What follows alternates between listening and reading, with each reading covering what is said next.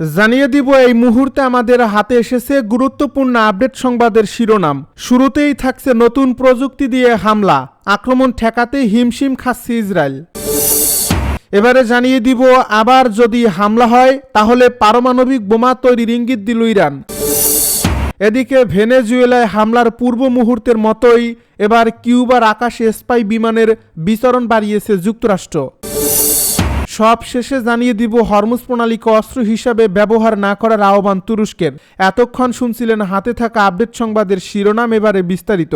তবে তার আগে অনুরোধ রইল ভিডিওটিতে একটি লাইক এবং কমেন্ট করে জানিয়ে দিন ভিডিও সম্পর্কে আপনার মূল্যবান মতামত। আরও জানিয়ে দিন ভিডিওটি কোথা থেকে দেখছেন বা কোন জেলা থেকে দেখছেন। হরমুজ প্রণালীকে অস্ত্র হিসাবে ব্যবহার না করার আহ্বান তুরস্কের।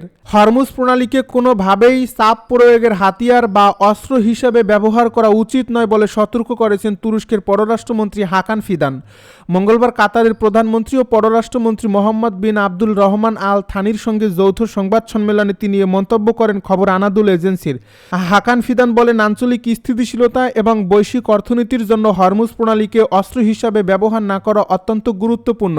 তিনি আরও বলেন, উপসাগরীয় অঞ্চলের চলমান সংকট যেন গাজা ইস্যুকে আড়াল না করে। তুর্কি পররাষ্ট্রমন্ত্রী অভিযোগ করেন, ইসরায়েলের সম্প্রসারণবাদী নীতি এখনও মধ্যপ্রাচ্যের নিরাপত্তা ও স্থিতিশীলতার জন্য বড় হুমকি হয়ে রয়েছে। এদিকে হরমুজ প্রণালী এখন আগের তুলনায় অনেক বড় কৌশলগত যুদ্ধাঞ্চলে পরিণত হয়েছে বলে দাবি করছে ইরানের বিপ্লবী গার্ড বাহিনীর নৌশাখা। এই বাহিনীটির রাজনৈতিক উপপ্রধান মোহাম্মদ আকবর জাদেহ স্থানীয় সংবাদ মাধ্যম তাসনিম নিউজকে বলেন, আগে হরমুজ প্রণালীকে সীমিত এলাকা হিসেবে দেখা হলেও বর্তমান পরিস্থিতিতে এর পরিধি বহুগুণ বেড়েছে। তার ভাষ্য অনুযায়ী আগে যেখানে এই জলপথের কার্যকর সীমা ছিল মাত্র 32 থেকে 48 কিলোমিটার, এখন তা বিস্তৃত হয়ে প্রায় 320 থেকে 480 কিলোমিটার পর্যন্ত পৌঁছেছে। ভেনেজুয়েলায় হামলার পূর্ব মুহূর্তের মতোই এবার কিউবার আকাশে স্পাই বিমানের বিচরণ বাড়িয়েছে যুক্তরাষ্ট্র। গত 3 মাসে কিউবার আকাশসীমায় যুক্তরাষ্ট্রের নজরদারি বা স্পাই বিমানের উপস্থিতি উল্লেখযোগ্যভাবে বেড়েছে বলে নতুন এক বিশ্লেষণে জানা গেছে। গত জানুয়ারিতে ভেনেজুয়েলার প্রেসিডেন্ট নিকোলাস মাদুরোকে ক্ষমতাচ্যুত করার অভিযানের আগেও ঠিক একইভাবে দেশটির আকাশে মার্কিন স্পাই প্লেনের আনাগোনা বেড়েছিল। উন্মুক্ত বিমান চলাচলের তথ্য বিশ্লেষণ করে মার্কিন সম্প্রচার মাধ্যম CNN জানিয়েছে, 4 ফেব্রুয়ারির পর থেকে ক্যারিবীয় দেশ কিউবার উপকূলবর্তী এলাকায় যুক্তরাষ্ট্রের নৌ ও বিমান বাহিনীর অন্তত 25টি বিমান ও ড্রোন ট্র্যাক করা গেছে।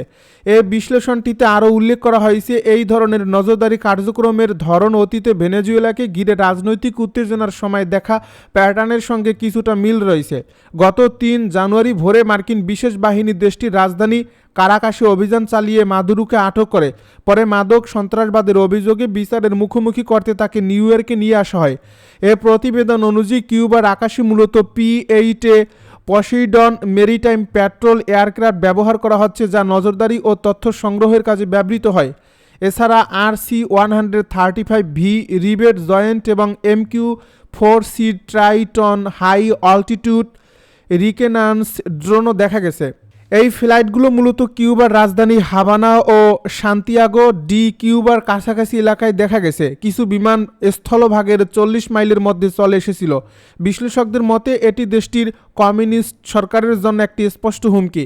CNN-এর একজন বিশ্লেষক বলেন, উপকূলের একেবারে কাছ দিয়ে উড়ে যাওয়া এই বিমানগুলো কেবল গোয়েন্দা তথ্য সংগ্রহের সহজ সুযোগের জন্যই নজর কাটছে না, বরং এগুলোর আকস্মিক আবির্ভাব এবং সময়কালও প্রশ্ন তুলছে। গত ফেব্রুয়ারির আগে এই এলাকায় দৃশ্যত এমন বিমান উড্ডয়নের ঘটনা ছিল অত্যন্ত বিরল।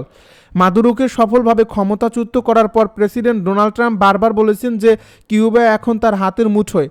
19 জানুয়ারি ট্রুথ সোশ্যালে তিনি ফক্স নিউজের একটি ভিডিও ক্লিপ শেয়ার করেন। সেখানে রাজনৈতিক বিশ্লেষক মার্ক থিসেন ভবিষ্যৎবাণী করেছিলেন যে নিজের দ্বিতীয় মেয়াদ শেষের আগেই ট্রাম্প একটি স্বাধীন হাভানা সফর করবেন। আবারও হামলা হলে পারমাণবিক বোমা তৈরির ইঙ্গিত দিল ইরান। মধ্যপ্রাচ্যে চলমান উত্তেজনার মধ্যে নতুন করে কড়া বার্তা দিয়েছে ইরান। দেশটির পক্ষ থেকে বলা হয়েছে, আবার কোনো হামলার শিকার হলে তারা 90% পর্যন্ত ইউরেনিয়াম সমৃদ্ধ করতে পারে, যা পারমাণবিক অস্ত্র তৈরির উপযোগী মাত্রা হিসেবে বিবেচিত। মঙ্গলবার দেশটির সংসদীয় জাতীয় নিরাপত্তা ও বৈদেশিক নীতি কমিশনের মুখপাত্র ইব্রাহিম রেয়াজি সামাজিক যোগাযোগ মাধ্যম এক্সে দেওয়া এক পোস্টে এ ইঙ্গিত দেন। তিনি জানান, পুনরায় হামলা হলে 90% ইউরেনিয়াম সমৃদ্ধকরণ ইরানের সম্ভাব্য বিকল্প হতে পারে এবং বিষয়টি পার্লামেন্টে আলোচনায় আসবে। আন্তর্জাতিক পরমাণু শক্তি সংস্থার মানদণ্ড অনুযায়ী 90% সমৃদ্ধ ইউরেনিয়ামকে পারমাণবিক অস্ত্র তৈরির উপযোগী হিসেবে ধরা হয়। বর্তমানে ইরানের কাছে প্রায় 60% সমৃদ্ধ প্রায় 400 কেজি ইউরেনিয়াম মজুত রয়েছে বলে ধারণা করা হচ্ছে। এর আগে চলমান উত্তেজনার মধ্যে যুক্তরাষ্ট্রের সাবেক প্রেসিডেন্ট ডোনাল্ড ট্রাম্প দাবি করেন ইরানের পারমাণবিক স্থাপনাগুলো সাম্প্রতিক সংঘাতে ক্ষতিগ্রস্ত হয়েছে। তবে ইরানের উচ্চমাত্রার ইউরেনিয়াম মজুত নিয়ে আন্তর্জাতিক পর্যায়ে উদ্বেগ রয়ে গেছে। ওয়াশিংটন দীর্ঘদিন ধরে দাবি করে আসছে ইরানকে অবশ্যই উচ্চমাত্রায় ইউরেনিয়াম সমৃদ্ধকরণ বন্ধ করতে হবে এবং বিদ্যমান মজুদ দেশের বাইরে পাঠাতে হবে। অন্যদিকে তেহরান বলছে পারমাণবিক ইস্যুতে সিদ্ধান্ত তাদের সার্বভৌম অধিকার। চলমান যুদ্ধবিরতি পরিস্থিতিকে দুই পক্ষই নড়বড়ে বলে উল্লেখ করেছে। এমন পরিস্থিতিতে ইরানের সর্বশেষ এই হুঁশিয়ারি মধ্যপ্রাচ্যের কূটনৈতিক অস্থিরতা আরও বাড়াবে বলে ধারণা করা হচ্ছে। নতুন প্রযুক্তি দিয়ে হামলা আক্রমণ ঠেকাতে হিমশিম খাচ্ছে ইসরায়েল। লেবানন থেকে আসা হিজবুল্লাহর উন্নত প্রযুক্তির ফাইবার অপটিক ড্রোন মোকাবিলায় এখনও কার্যকর সমাধান খুঁজে পাচ্ছে না ইসরায়েলি সেনাবাহিনী। দেশটির গণমাধ্যমে প্রকাশিত প্রতিবেদনে তথ্য জানানো হয়েছে। শনিবার সংবাদ মাধ্যম কান এক প্রতিবেদনে জানিয়েছে হিজবুল্লাহর ড্রোন হামলা ঠেকাতে ইসরায়েলি সেনাবাহিনী সম্প্রতি দক্ষিণ লেবাননে স্মার্ট টার্গেটিং সিস্টেম মোতায়েন করছে।